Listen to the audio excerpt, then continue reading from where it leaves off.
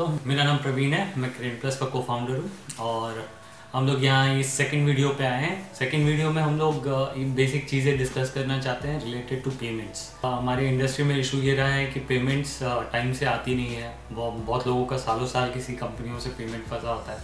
तो इसको हम लोग किस तरह से सॉल्व कर सकते हैं? कुछ चीज़ें तो ऐसी है कि जो हम लोग इजीली कर सकते हैं एंड कुछ चीज़ें जैसे कंपनियों के साथ इश्यूज हो जाती है तो वहाँ हम लोग की डिफ़िकल्टीज बढ़ जाती है। सॉरी टू से दिस बट इंडियन लॉज जिस तरह से है, हम लोग चेक्स बाउंस होने के बावजूद हम लोग किसी तरह के केस करने के बाद भी हम लोग एक्चुअली उन चीज़ों को उस तरह से नहीं रिकवर कर पाते जिस तरह से हम लोग चाहते हैं।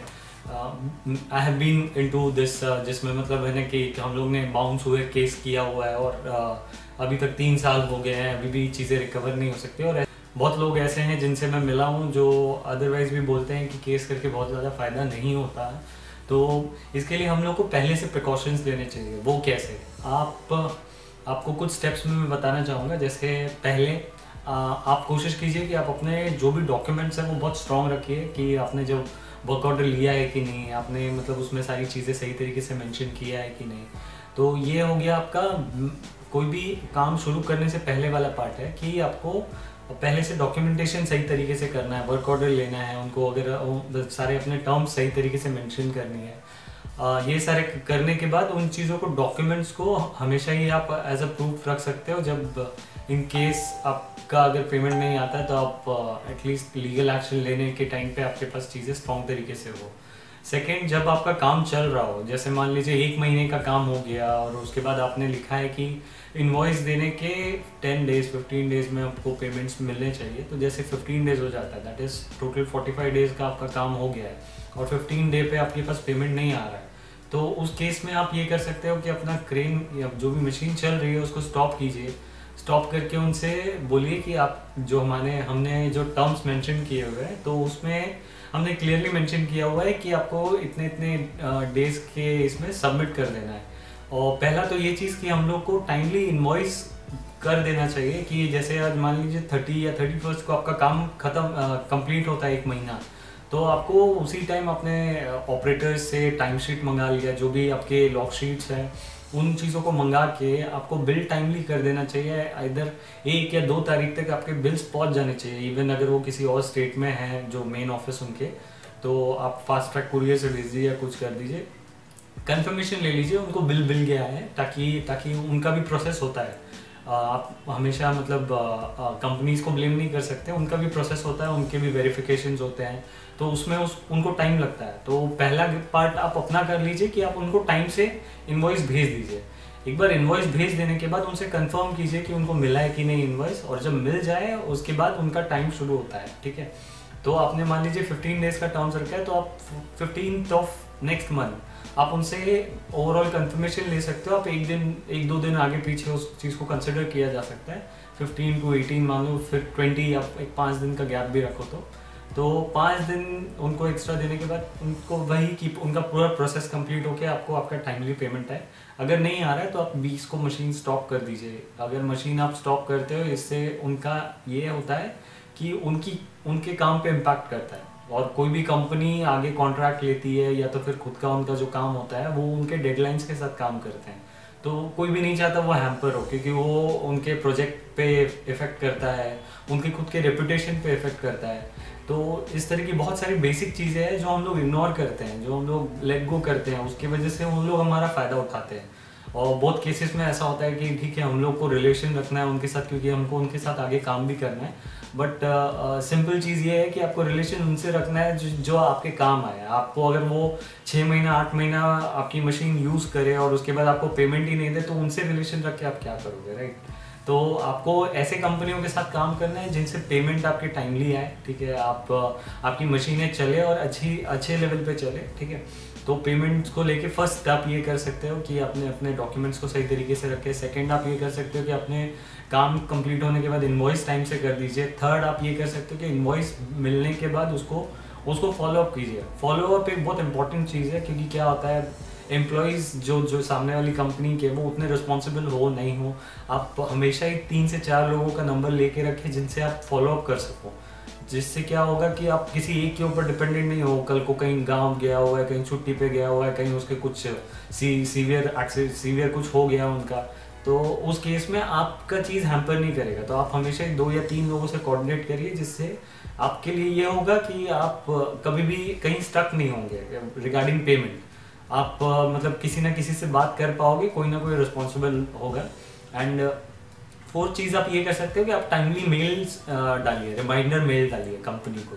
रिमाइंडर मेल ऐसा होता है कि आप जब बिल भेज देते हो, बिल का एक कॉपी ओवर द मेल भेज दीजिए। मेल भेजने के बाद उनको 15 को आप रिमाइंडर कीजिए, फिर 17 को रिमाइंडर कीजिए। ऑन एंड ऑफ आप मतलब एवरेज 1 दिन 2 दिन छोड़ के आप उनको रिमाइंड करते रहिए, ताकि बहुत बार ऐसा होता है कि हम लोग इतने कामों में होते हैं कि लोग भूल जाते हैं चीज़ों को। तो ये भूलने वाली चीज़ आजकल बहुत कॉमन है।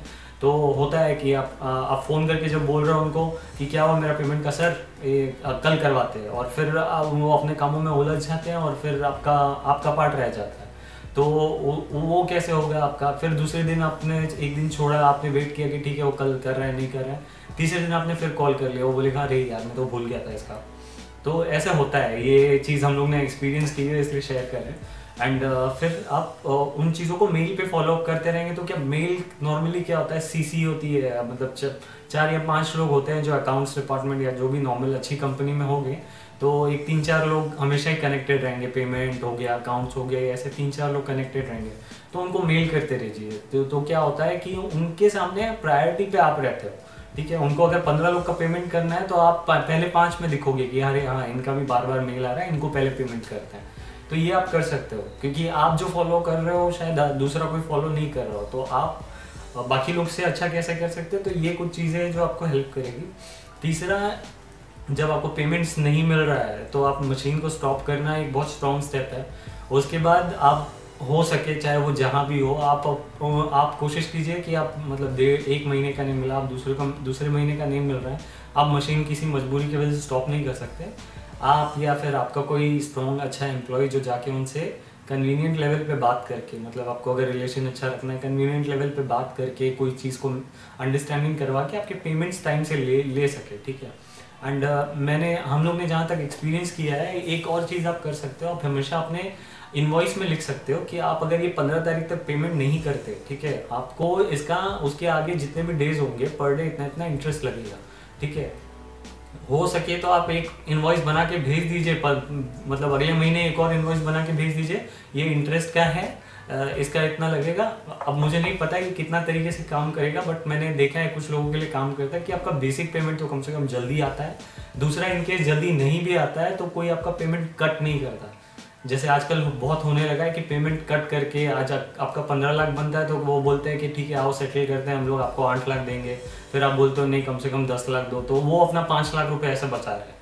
तो ये सारे प्रॉब्लम्स को आप ऐसे सॉल्व कर सकते हो कि आप खुद किसी को भेज दीजिए जो अगर आपके ट्रस्टेबल है। नहीं तो अगर आपके पास टाइम है, आप अपना बिजनेस चला रहे हो खुद के पूरे ताकत पे, तो खुद जाके 1-2 दिन बैठ जाइए उनके पास, अपना चेक्स लीजिए, अपना जो भी है वो टाइम टू टाइम इस तरह से रिकवर कीजिए। क्योंकि आज बिजनेस करना मतलब बिजनेस सबके पास है लेकिन पेमेंट्स नहीं निकलते हैं, एंड पेमेंट्स नहीं निकलने का मतलब ये है आप एक्चुअली अपने बिजनेस को हैम्पर कर रहे हो।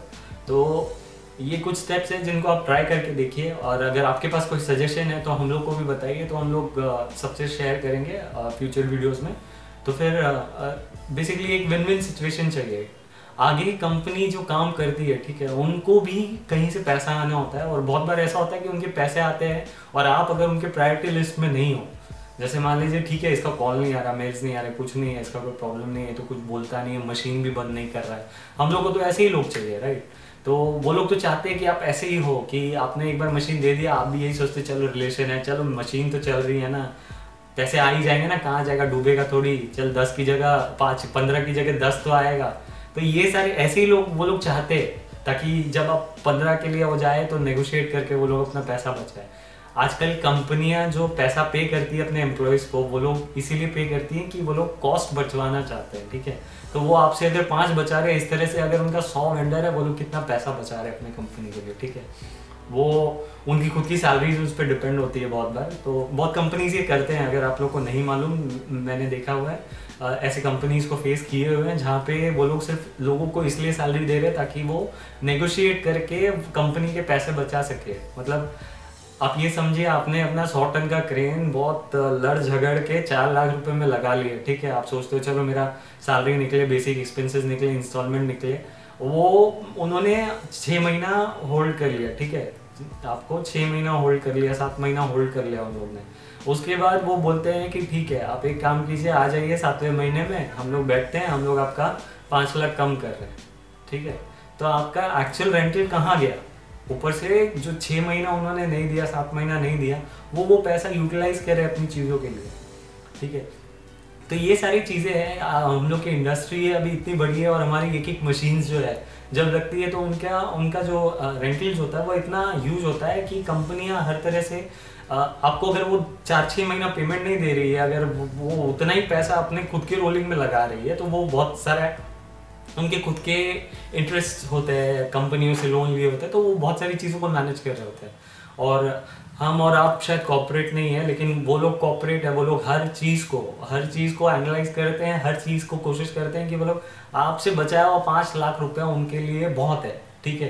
क्योंकि वो सिर्फ आपसे नहीं बचा रहे, आपके जैसे 100 हज़ारों वेंडर्स उनको है जिनसे वो बचा रहे हैं, ठीक है। जैसे अभी कंपनी का नाम नहीं लेना चाहूँगा, 3,80,000 में 100 टन चला रही थी कुछ साल पहले। तो 3,80,000 में 100 टन नॉर्मली होना चाहिए 5 से 5.5 लाख, डिपेंडिंग ऑन उसका ईयर ऑफ मैन्युफैक्चरिंग क्या है, वो उसके जॉब क्वालिटी क्या है। लेकिन हम लोग ने जितनी मशीनें चलवाई है वो अच्छे रेट्स पे ही चलवाई है। तो 5 से 5.5 lakh is what I think is a nominal rate for 100 ton crane. लेकिन ये होता है 3,80,000 में, वो फिर धीरे धीरे 3.5 लाख में आ जाता है। ये ऐसे रेट्स पे आ जाते हैं जहाँ पे आप मैच नहीं कर सकते, ठीक है। तो इसलिए आपको पहले से कंसर्न रहना है कि आपके पेमेंट्स के लिए आपको कैसे काम करना है, कैसे पॉइंट वाइज चीज़ों को फॉलोअप करना है। एंड फॉलोअप करके उसके बाद जब लास्ट स्टेज ऐसा आता है कि जहाँ आप कुछ नहीं कर सकते, आपको केस ही करना है, तो उस केस में गेट अ गुड लॉयर जो जानता है कि किस तरह से चीज़ों को करना है प्रोसेस। क्योंकि आजकल लॉयर्स ऐसे हैं कि उनको सिर्फ आप पैसे देते रहो और वो टाइम खींचते रहते हैं। तो आप ऐसी गलतियां नहीं करें, थोड़े से अपने सर्कल में चेक कीजिए कि कोई अच्छा लॉयर है जो टाइम से काम करता हो। मान लीजिए टाइम मतलब आप 5-6 महीने में भी अगर वो काम कर दे रहा है तो भी वो एक अच्छा लॉयर है। अगर उससे ज़्यादा टाइम ले रहा है तो वो सिर्फ आपसे पैसे खींच रहा है। तो ये फाइनल स्टेप है जिसमें आपके हाथ में कुछ नहीं रह जाता बेसिकली। वो कंपनी पे डिपेंड करता है, वो केस करने के बाद वो खुद कितनी बड़ी कंपनी है, वो कैसे लोग हैं, क्या है, तो वो लोग कुछ पैसा खिला के भी चीज़ों को मैनेज कर सकते हैं कि आपको उनको देना है 50 लाख रुपए, वो 5 लाख रुपए लॉयर पे खर्चा कर रहे हैं हर महीना कुछ ना कुछ दे के, तो वो मैनेज किया जा सकता है। लेकिन वही है कि आप लोग शुरुआत से अपने पेमेंट के स्ट्रक्चर और चीज़ों को लेके अगर सही लाइन पे रहे, लाइन एंड लेंथ पे रहे और अपनी चीज़ों को प्रॉपर फॉलोअप करते रहे, तो आप नॉर्मली इस सिचुएशन में नहीं फंसेंगे। और अगर इस सिचुएशन में फंसते हो तो इसके बेटर सॉल्यूशंस आप देख सकते हो कि कैसे करना है। बहुत सारे केसेस में आपके लॉयर्स को जो रेगुलर अगर ये चीज़ कर रहे हैं तो उनको पता होगा कि किस तरह से स्टेप बाय स्टेप करना है। और जो अगर नए लोग को आप ट्राई करोगे तो वो ऐसा होगा कि वो मतलब कोशिश कर रहा है, वो ट्राई कर रहा है, वो खुद आप पे ट्राई एंड टेस्ट करेगा बेसिकली। नए डॉक्टर्स जैसे कि ठीक है क्या करते हैं, नेक्स्ट क्या करना है, उनको कोर्ट में कोई बताएगा, तो ये सारी चीज़ें नहीं हो। एंड बेटर है कि आप अपना एक प्रॉपर सिस्टम बना के रखो। सबसे वाइटल पार्ट है पेमेंट रिसीव करना, पेमेंट टाइम से लेना। तो इस वाइटल पार्ट पे आप स्ट्रॉन्ग काम करो, क्योंकि मशीनें मेंटेन हो जाती है, आप टाइम से काम पे लगवा देते हो, सब हो जाता है, लेकिन सारी चीज़ें मैटर आके फंस जाता है पेमेंट्स पे। तो पेमेंट्स पे आप कोशिश कीजिए कि एक प्रॉपर स्ट्रॉन्ग सिस्टम फॉलो किया जाए जिसमें आप लोगों को रख रहे हैं। जैसे कोई छोड़ के भी जाता है तो उनको, जो नया ज्वाइन करता है उनको पता होना चाहिए कि ये सिस्टम है। आपको ट्रेन करना पड़ेगा आपके एम्प्लॉयज़ को जो लगते हैं काम पे आपके पास नए। तो इस तरह से एक स्ट्रॉन्ग सिस्टम बनाया हुआ रहेगा पेमेंट के लिए, तो आप हमेशा ही सिक्योर रह सकते हो बेसिकली। और बिजनेस हमेशा आपके पेमेंट्स अगर रेगुलरली आ रहे हैं तो आप रिस्क लेके, आप और भी लोन्स लेके आप अपना इन्वेस्ट कर सकते हो। तो मैं यही चाहूँगा कि आप अपना बिजनेस अच्छे से बढ़ाएं। एंड किसी तरह के कोई और सजेशंस हो तो हम लोग को ज़रूर बताएं। हम लोग आगे भी वीडियोस बनाएंगे तो उस वीडियोस के मीडियम से आपसे शेयर करते रहेंगे। इस वीडियो के लिए इतना ही। आपका बहुत बहुत शुक्रिया और हम लोग से कनेक्टेड रहिए। और आप ये वीडियो देख रहे हैं, इसका मतलब आपको ये वीडियो से वैल्यू मिलना चाहिए। अगर आपको वैल्यू मिल रहा है तो प्लीज़ लाइक कीजिए, और अगर ये व्हाट्सएप पे देख रहे हैं तो इसको शेयर कीजिए ऐसे। एंड बस खुश रहिए, आबाद रहिए, औरंगाबाद रहिए, बर्बाद नहीं होइए। ठीक है, अच्छे लग रहे हैं आप।